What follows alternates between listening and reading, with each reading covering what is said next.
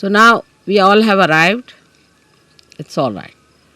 Now this place has been chosen because they said that there are lots of horrible people the other way around. Still we are having their problems. All right. You see, you must know these are modern times. And modern times have lots of complications. सर्व मंडळी आली का? तर आधी इंग्लिशमध्ये सांगते आणि मग मी मराठीत सांगेन, कारण काय ह्या लोकांना अगदी काहीच समजत नाही, ते बरोबर नाही. In these modern times, a place which is supposed to be a holy place becomes the most unholy place. It's such a topsy-turvy condition these days. And when we are trying to establish something very fundamental, it's like a little seedling that has to come out of the stones. You see. It has to fight lots of things, so we have to keep our brains intact and be sensible about everything. And try to see what we can achieve through our patience and understanding. It's very important. Today I think is a very great day for all of us. Because this place is the place of Virat, of Shri Vithala. It's the place where Shri Vithala appeared to a devoted son. And when he asked him that you better stand on a break, he stood there. And they say that they stood there waiting. Some people say that the statues that we see came out of the Mother Earth on this sand. And that's what Pundarikaksh carried, saying that these are the ones who came to see me and my parents. I was busy with them. So they are standing on the same brick which I threw.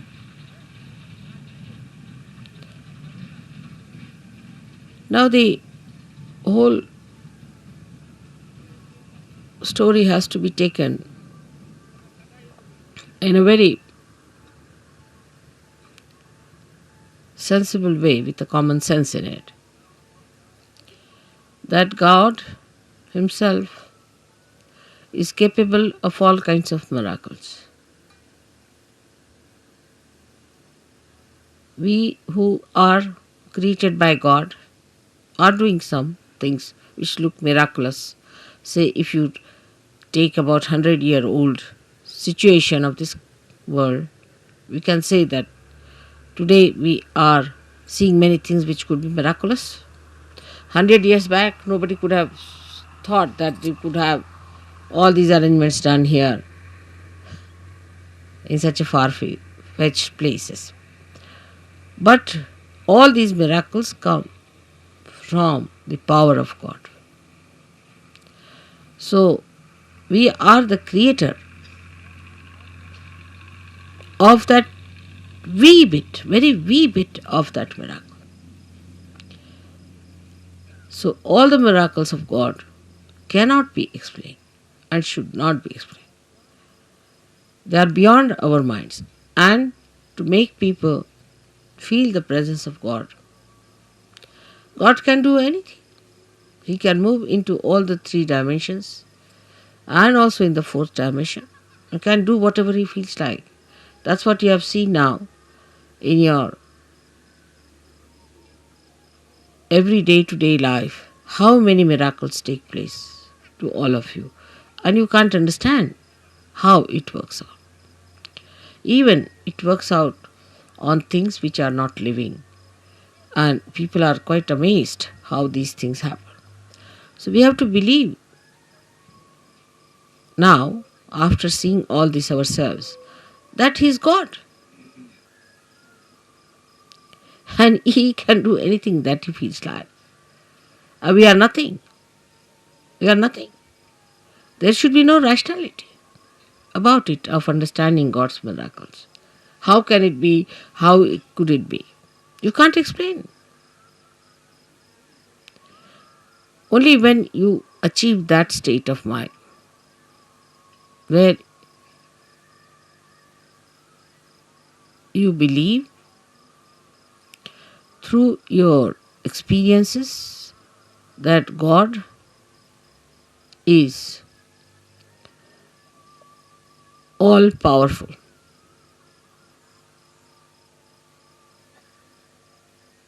It's very difficult. This concept is very difficult because we are limited people. We have limited powers. We cannot understand how God could be all powerful because we haven't got the capacity. So, this God, who is our creator, who is our preserver, the one who desired that we should exist, who is our existence itself, is an all powerful God. All powerful. He can do whatever he likes with you. He can create another world. He can destroy this world. It's only if he has to desire. My idea of coming to Pandapur for Shiv Puja was this, that Shiva represents the spirit. And the spirit is residing in all of you, in your hearts.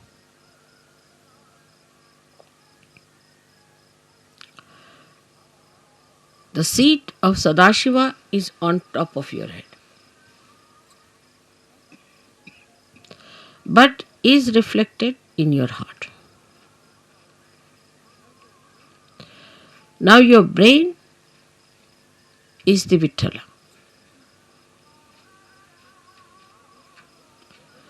So to bring spirit to your brain means enlightenment of your brain.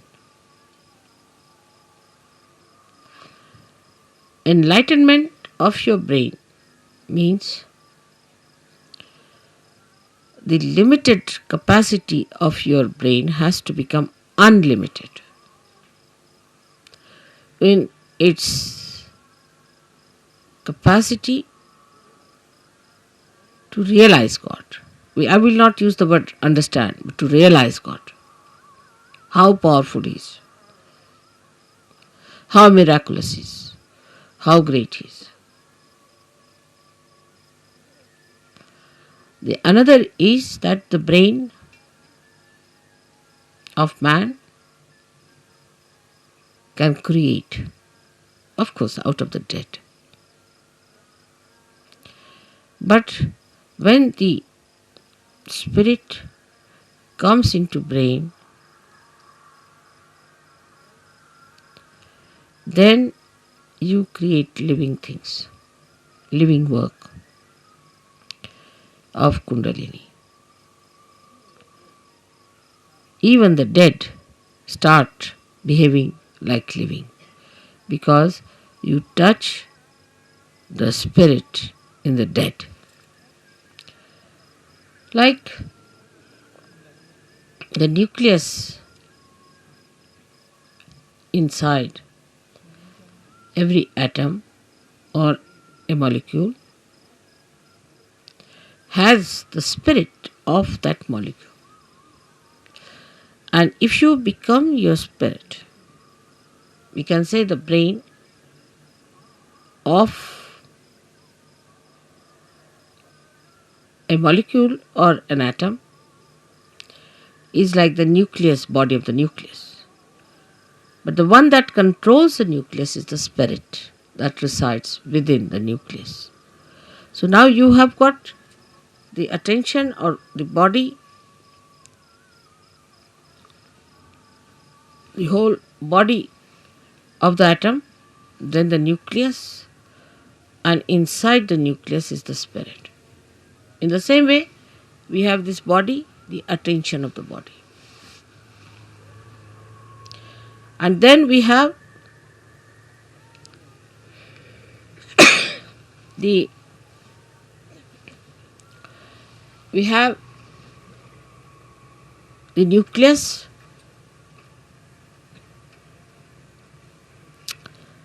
is the brain, and the spirit is in the heart. So the brain is controlled through the spirit.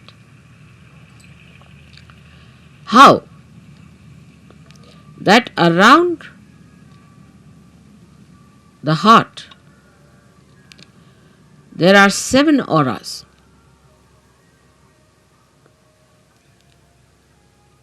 which can be multiplied into any number. 7 raised to power 1600,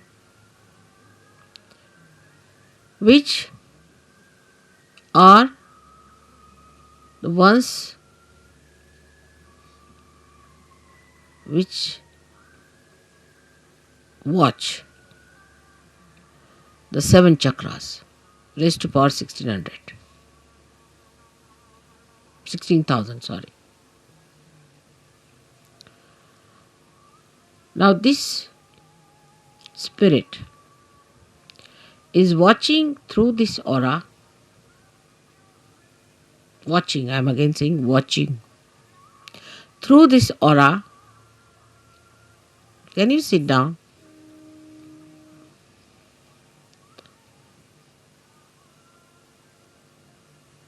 Can you sit down? I think would be better.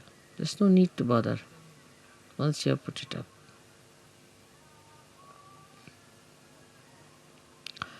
This aura is watching the behavior of your 7 centers in your brain. Is also watching all the nerves that are working in the brain. Watching again. But when you bring the spirit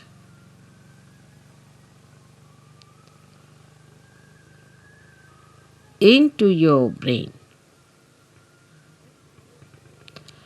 then you go 2 steps ahead. Because when your Kundalini rises, she touches the Sadashiva, and Sadashiva informs the spirit. Informs in the sense reflects in the spirit. So that's the first state where the watching auras start communicating to your different chakras in the brain and integrating it. But when you bring your spirit to your brain, this is the second state.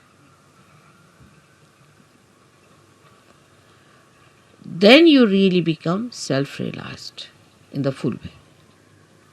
In the full way. Because then yourself, that is the spirit, becomes your brain. Action is very dynamic. It opens then the 5th dimension in the human being. First, when you become realized, collectively conscious, and start raising the Kundalini, you cross the 4th dimension. But when your spirit comes into your brain, then you become the 5th dimension, means you become the doer.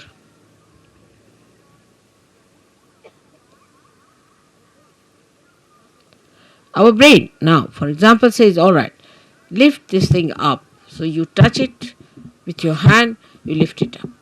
You are the doer. But when the brain becomes the spirit is the doer. And when spirit is the doer, then you become a complete Shiva, self-realized. In that state, if you get angry, you are not attached. You are not an attached person to anything whatsoever. If you possess anything, you are not attached. You cannot attach because spirit is detachment, complete detachment. You don't bother about any attachments whatsoever. Even for a second, you are not attached.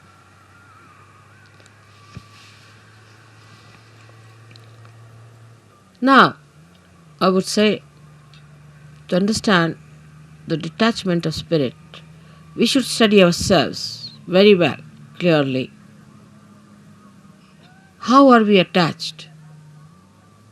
We are attached, firstly, by our brain, mostly by our brain, because all our conditionings are in our brain and all our ego is also in our brain.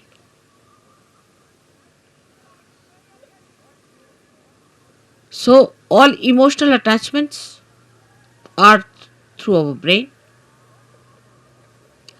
and all our egoistical attachments also are through our brain. That's why it is said that after realization one must try to practice the Shiva Tattva by practicing detachment. जरा मला शाल दे. जसं शिवाची फार थंड असणार सगळं. Now, how do you practice this detachment? सगळ्यांना English समजता आहे ना थोडं थोडं?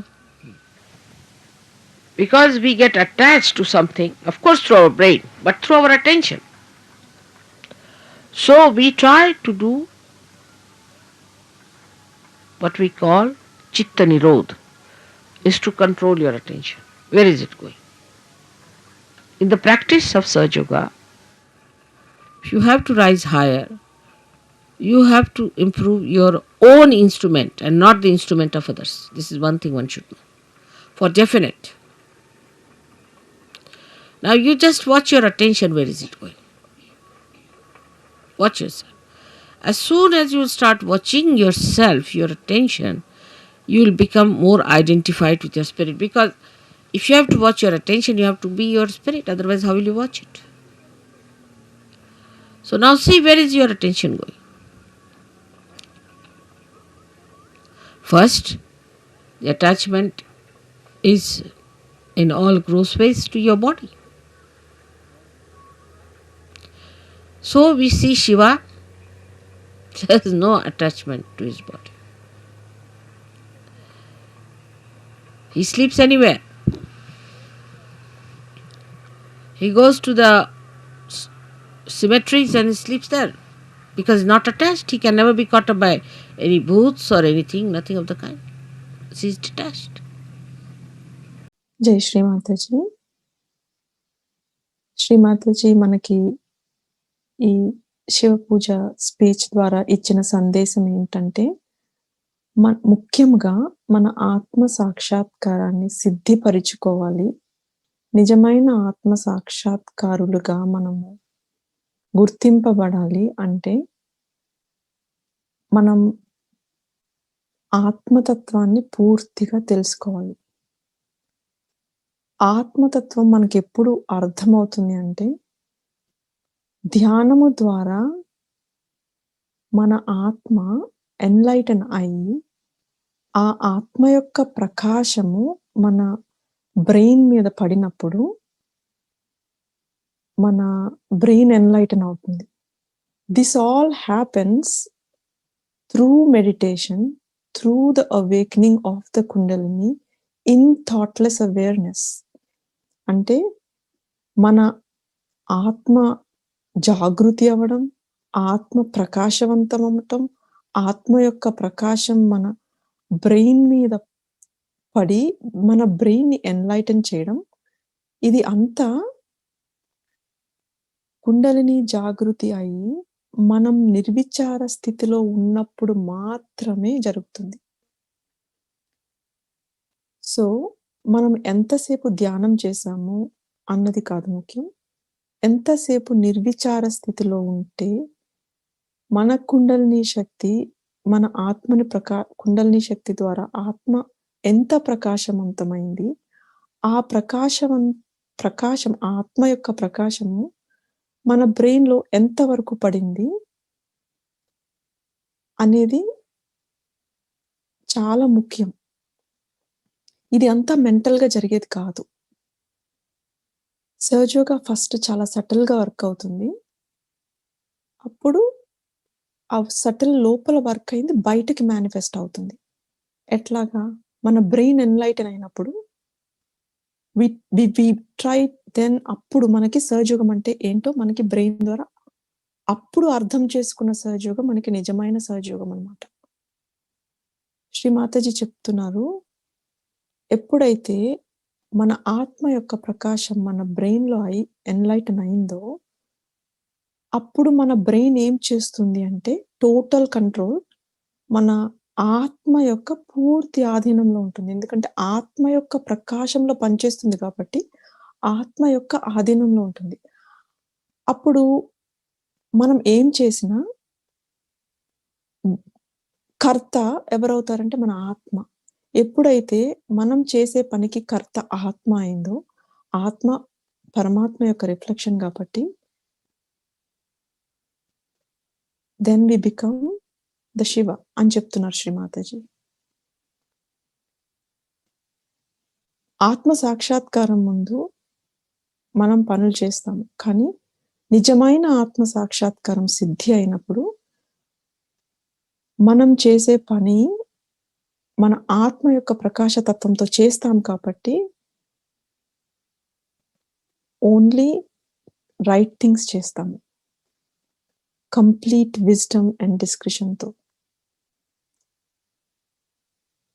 We will not do any wrong things because we become the Shiva. So, మన